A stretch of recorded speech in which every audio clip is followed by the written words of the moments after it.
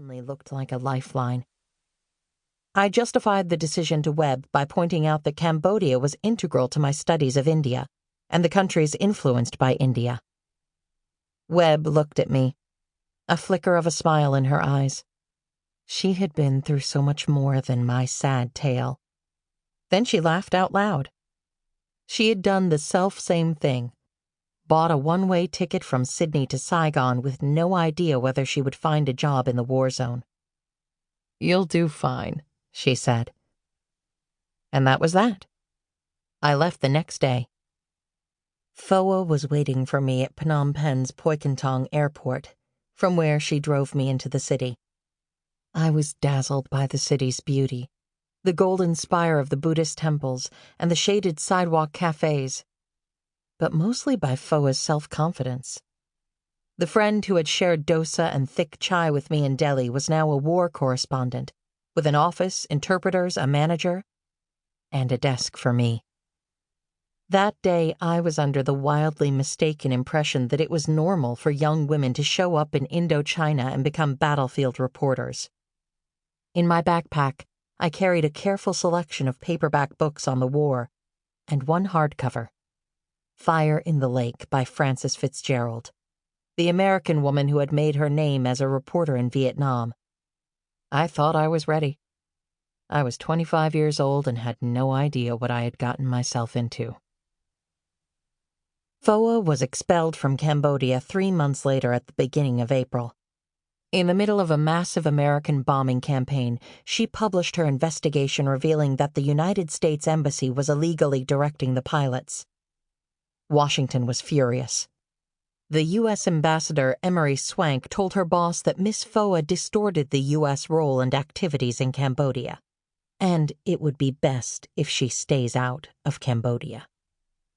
Sidney Schanberg wrote nearly the same article in the New York Times 1 week later, with no dire consequences to his reputation or career. With Phoa gone, I was the only female foreign correspondent in the country. The Far Eastern Economic Review, an Asia-wide news magazine published in Hong Kong, hired me after a 2-week trial period that I passed, thanks to Phoa's help. My base salary was $150 a month, and I rented the least expensive room in the best hotel for $50 a month. It came without hot water and was cooled by a colonial-era ceiling fan.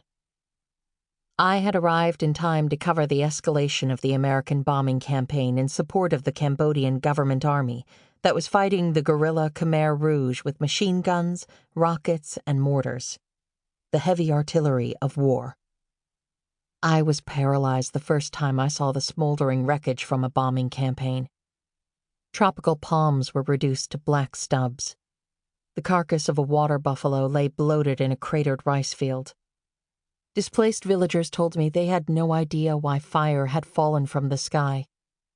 In the 3 months of March, April, and May 1973, 140,000 tons of American bombs were dropped. The risks were beyond anything I had imagined, but so were the rewards. In the U.S., I would have been lucky to write for the local women's page. In Cambodia, I was covering the central story of the war and learning the trade alongside reporters like James Markham of the New York Times, HDS David Greenway of the Washington Post, Ed Bradley of CBS News, Tiziano Terzani of Der Spiegel, and Jacques Leslie of the Los Angeles Times. A cumulative masterclass in journalism. But they didn't live in Cambodia. They arrived on assignment from their bases in Saigon, Hong Kong, and a few other cities. That meant news staffs were stretched thin, and news organizations needed a resident reporter or stringer in Cambodia to fill in the gaps. They were sufficiently desperate that I became the contract stringer for the Washington Post, NBC Radio, and Newsweek magazine in Cambodia just 4 months after I arrived. When he hired me, Tom Lipman, the Washington Post's Saigon bureau chief, said that I was the only person vaguely qualified for the job, and it did not matter that I was a woman. Not to him, perhaps, but mine became a rare female byline from the war, and I quickly became a target. An anonymous parody written on Reuters stationery was circulated among the press corps.